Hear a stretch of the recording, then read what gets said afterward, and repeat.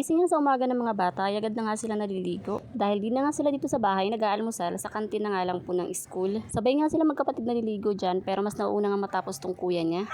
Yung pangani ko nga ay marunong na siya mag-asikaso ng sarili niya, kaya naman ito na talaga yung bunso ko yung inaasikaso ko. Basta naka-ready na lang talaga yung uniform niya. Grabe talaga mga mare ang pagod ng isang ina, hindi may ipaliwanag talaga kung saan nanggagaling ang pagod. Nakasimangot nga mga mare ang babae na yan dahil puyat nga ang aking pagkatao. Ayaw, di ma! O baka tanungin nyo, bakit ako napuyat? Syempre, abay hindi ako makatulog, kaya hindi ako natulog, ganun. Minsan talaga mga mare, may time talaga na tayo mga nanay hindi makatulog lalo na tayo ay may mga iniisip. Ganon din ba kayo mga mare?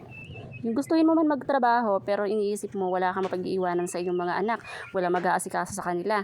Kaya naman talagang kahit gustong-gusto mo magtrabaho ay hindi na lang kasi nga may mga anak kang iniisip. Minsan pa ang tingin sa'yo ng iba, wala kang problema. Huy, hindi walang taong ganon. So ayan, napahaba na naman ang daldal ng babaeng ito. Balik na nga tayo dito sa ginagawa ko. Inupuyudan ko na nga dyan ang aking tariray dahil nga gusto niya pagpapasok siya sa school ay nakapuyod ang kanyang buhok.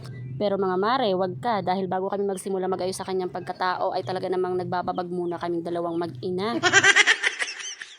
Dahil siya nga ang nasusunod sa gusto niyang itali sa buhok niya.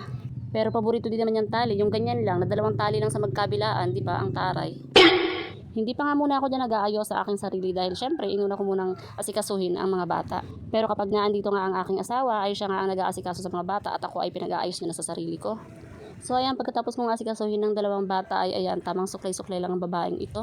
Nagilamos at nagsipilyo nga lang ang babaeng iyan tapos ayan, suklay, okay na yan. So paano mga mare, hanggang dito na lang muna. See you on my next mini vlog. Bye bye!